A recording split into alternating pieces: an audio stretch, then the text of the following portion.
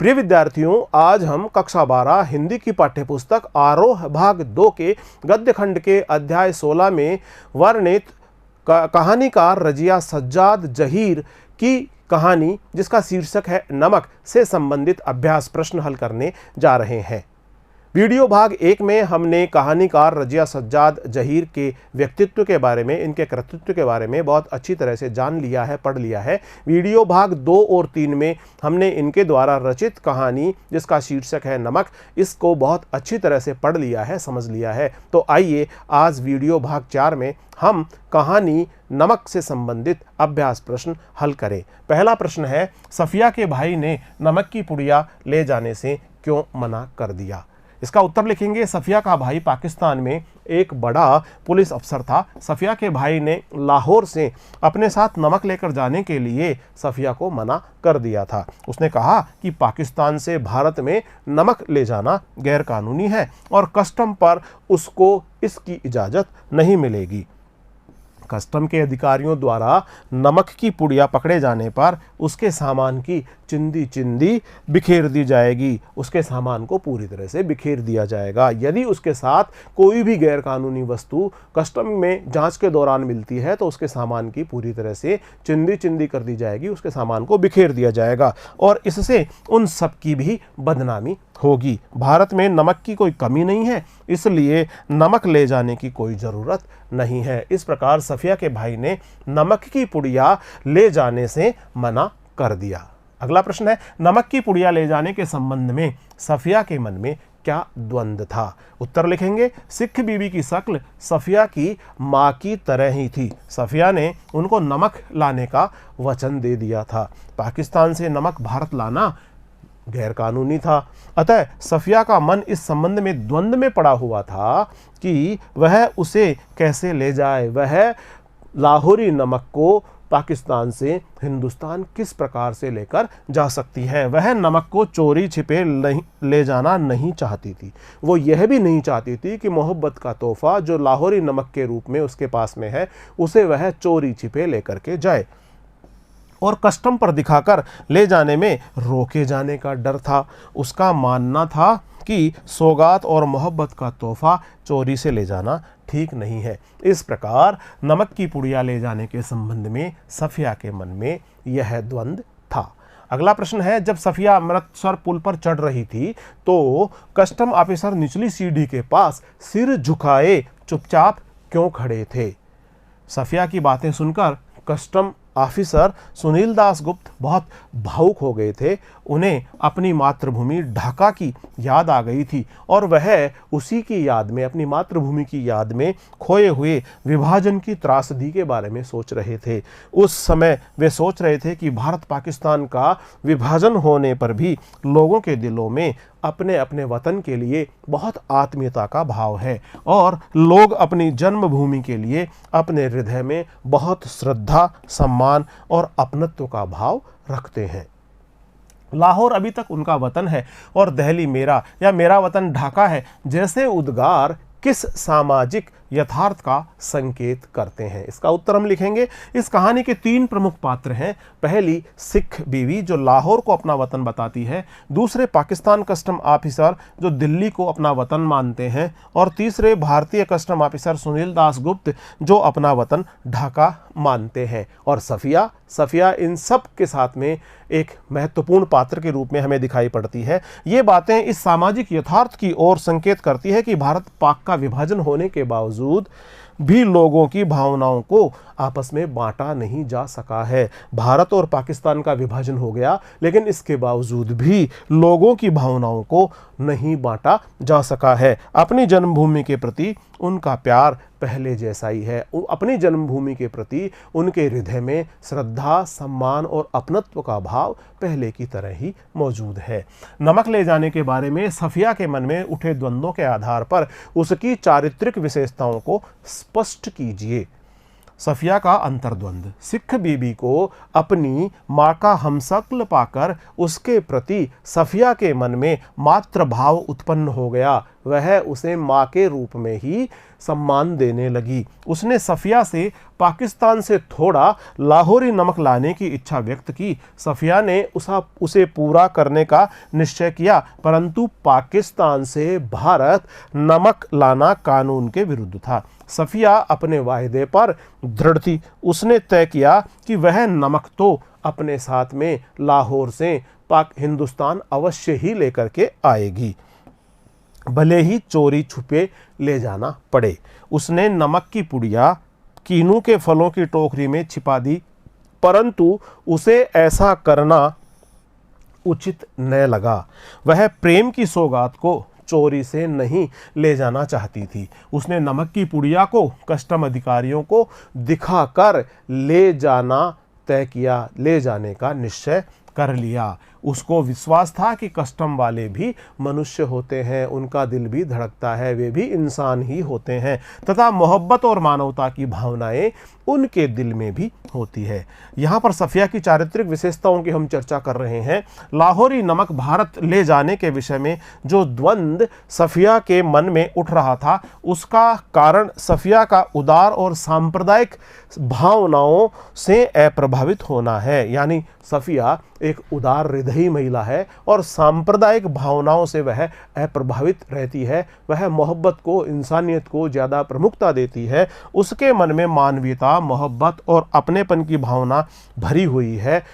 उसको कस्टम वालों की भी इंसानियत पर पूरा विश्वास है। साथ ही साथ सफिया को इस बात पर भी पूरा विश्वास है कि कस्टम वाले भी उसकी मोहब्बत से भरी पुकार को अवश्य सुनेंगे और मोहब्बत के तोहफे का वो भी पूरा पूरा सम्मान करेंगे। वह हुकूमत के कानून से ऊपर इंसानियत और मोहब्बत के कानून को मानती है। वह मानती है कि मोहब्बत और इंसानियत का कानून हुकूमत के कानून के ऊपर है।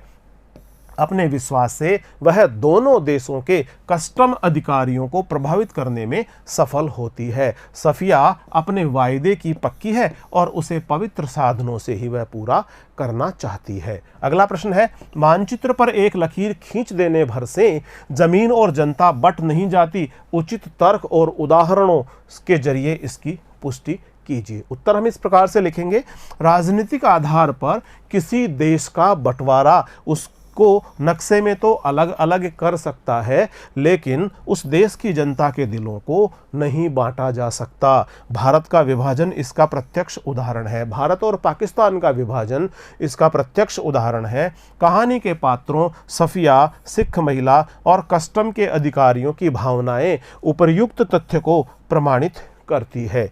उदाहरण के लिए, भारत पाकिस्तान का विभाजन हो जाने से लाखों लोग इधर से उधर विस्थापित हुए। उन्हें अपना जन्म स्थान छोड़ना पड़ा, परंतु आज भी वे अपनी जन्मभूमि का स्मरण कर अपनत्व का भाव प्रकट करते हैं। सिख बीबी लाहौर को अपना वतन कहती है, वतन अपनी मातृभूमि कहती है, और कस्टम अधिकारी दिल्ली और ढाका को अपना अपना वतन बताते हैं। जो लाहौर में कस्टम अधिकारी हैं वे दिल्ली को अपना वतन बताते हैं, और जो हिंदुस्तान में कस्टम अधिकारी है वो ढाका को अपना वतन बताते हैं। वे यह भी विश्वास करते हैं कि एक दिन हम फिर पहले जैसे हो जाएंगे। अतः मानवीय दृष्टिकोण से जमीन और जनता का बंटवारा लोगों के दिलों को नहीं बांट पाता है।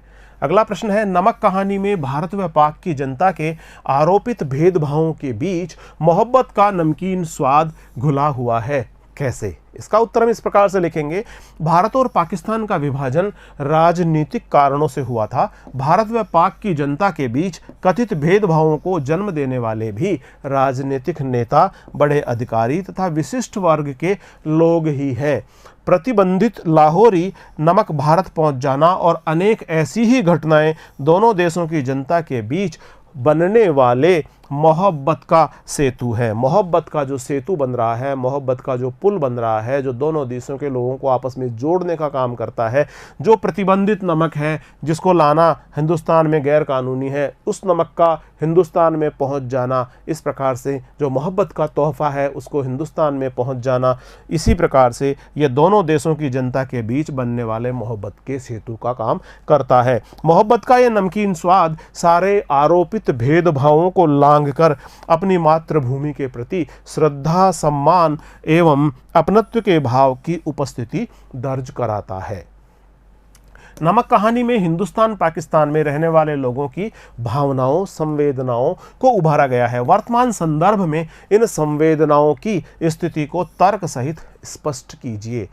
कहानी में सफिया सिख बीबी और सुनील दास गुप्त जो कस्टम अधिकारी हैं और पाकिस्तानी कस्टम अधिकारी के चरित्रों द्वारा दोनों देशों के नागरिकों की भावनाओं और संवेदनाओं को बहुत ही बेहतरीन तरीके से उभारा गया है। लेकिन वर्तमान संदर्भ में स्थितियां अब बहुत ज़्यादा बदल चुकी है। दोनों देशों के बीच तनावपूर्ण स्थितियों ने नई पीढ़ी की सोच को बदल डाला है। राजनीतिक और कट्टर लोग दोनों देशों की जनता को करीब नहीं आने देना चाहते। दोनों देशों के अविश्वास की भावना ने लोगों के दिलों में बहुत कड़वापन ला दिया है। वैसे नई पीढ़ी से यह आशा है कि अतीत के कूड़े करकट को न ढोकर वर्तमान के आधार पर अपने सुखद रिश्ते आने वाले समय में तय करेंगे। इस प्रकार के सुखद रिश्ते जब दोनों देशों की जनता के बीच में होंगे तो इससे मानवता की सेवा हो पाएगी और यह दोनों ही देशों के लोगों के लिए बहुत अच्छा रहेगा। सफिया की मन स्थिति को कहानी में एक विशिष्ट संदर्भ में अलग तरह से स्पष्ट किया गया है। अगर आप सफिया की जगह होते या होती तो क्या आपकी मन स्थिति भी वैसी ही होती? स्पष्ट कीजिए। सफिया नमक कहानी की प्रधान पात्र है। वह भारत से पाकिस्तान लाहौर यात्रा पर आई है और अब वापस लाहौर से हिंदुस्तान लौट रही है। एक सिख महिला में अपनी माँ की छवि देखकर उससे गहरा लगाव हो जाता है। उस महिला ने उससे लाहौर से नमक मंगाया है। लाहौरी नमक उस महिला ने, सिख महिला ने लाहौर से लाहौरी नमक मंगाया है। पाकिस्तान से भारत नमक ले जाने पर पाबंदी है और ये गैरकानूनी है। सफिया का भाई उसे कस्टम वालों की कड़ाई का डर दिखाता है, लेकिन उसे अपना वायदा निभाना है। सफिया को अपना वायदा निभाना है। यही वह विशिष्ट संदर्भ है जिसमें सफिया की मन स्थिति का चित्रण हुआ है। नमक की पुड़िया को लेकर उसका मन उहापोह की द्वंद्व की स्थिति में रहता है। वह नमक को छिपा कर नहीं ले जाना चाहती। रास्ते में 2 बार उसका कस्टम वालों से सामना होता है और उसकी सच्चाई, उसकी साफगोई और उसकी मानवीय संवेदना से भरा हुआ उसका स्वरूप देख करके, उसका भाव देख करके, उसकी सच्चाई, साफगोई और मानवीय संवेदना में विश्वास उसकी सहायता करता है। सफिया की जगह अगर हम होते तो हमारी मन स्थिति भी लगभग सफिया के जैसी ही होती और हम भी मानवता और मानवीय मूल्यों का उपसहारा लेते हुए ही इस प्रकार से मोहब्बत के तोहफे को लेकर आते। भारत पाकिस्तान के आपसी संबंधों को सुधारने के लिए दोनों सरकारें प्रयासरत हैं। व्यक्तिगत तौर पर आप इसमें क्या योगदान दे सकते हैं, दे सकती है? प्रिय विद्यार्थियों, आप अपने जीवन के अनुभवों के आधार पर इस प्रश्न का उत्तर अपने शब्दों में व्यवस्थित एवं क्रमबद्ध रूप से प्रस्तुत करने का प्रयास करें। हम इसका उत्तर इस प्रकार से लिख सकते हैं। भारत और पाकिस्तान के आपसी संबंधों को सुधारने के लिए हमारा योगदान इस प्रकार से हो सकता है। पिछली बातों को भुलाकर, जो कड़वाहट से भरी हुई बातें हैं, उनको भुला करके दोनों देशों के नागरिकों में स्नेहपूर्ण संबंधों को विकसित करने का प्रयास किया जाना चाहिए।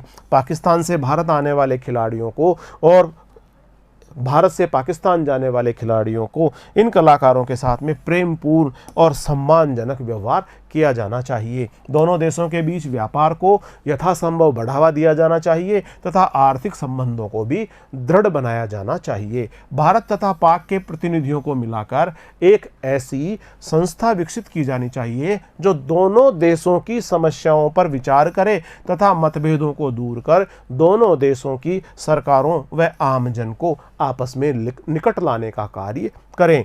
सबसे अंत में हम भारत को आर्थिक तथा सैनिक दृष्टि से एक शक्ति संपन्न राष्ट्र बनाएंगे। इसका मनोवैज्ञानिक प्रभाव यह होगा कि दोनों देश एक होकर शांति से रहना चाहेंगे। लेखिका ने विभाजन से उपजी विस्थापन की समस्या का चित्रण करते हुए सफिया व सिख बीबी के माध्यम से यह भी परोक्ष रूप से संकेत किया है कि इसमें भी विवाह की रीति के कारण ही स्त्री सबसे अधिक विस्थापित है। क्या आप इससे सहमत है? प्रिय विद्यार्थियों, क्या आप इस कथन से सहमत है अथवा असहमत है? आप अपना स्वयं का इस प्रश्न के उत्तर में अपना पक्ष रखिए। अपना पक्ष रखने के लिए यह प्रश्न आपसे पूछा जा रहा है। इस प्रश्न का उत्तर हम इस प्रकार से लिख सकते हैं। नमक कहानी में 4 पात्र हैं जो भारत और पाकिस्तान विभाजन के कारण उत्पन्न हुई विस्थापन की समस्या से पीड़ित है। भारत और पाकिस्तान का जो विभाजन हुआ उसके कारण उत्पन्न हुई विस्थापन की समस्या से पीड़ित है। सफिया तथा सिख बीबी, उनमें 2 नारी पात्र हमें देखने को मिलते हैं। एक तो सफिया है, एक सिख बीबी है, 2 नारी पात्र हैं।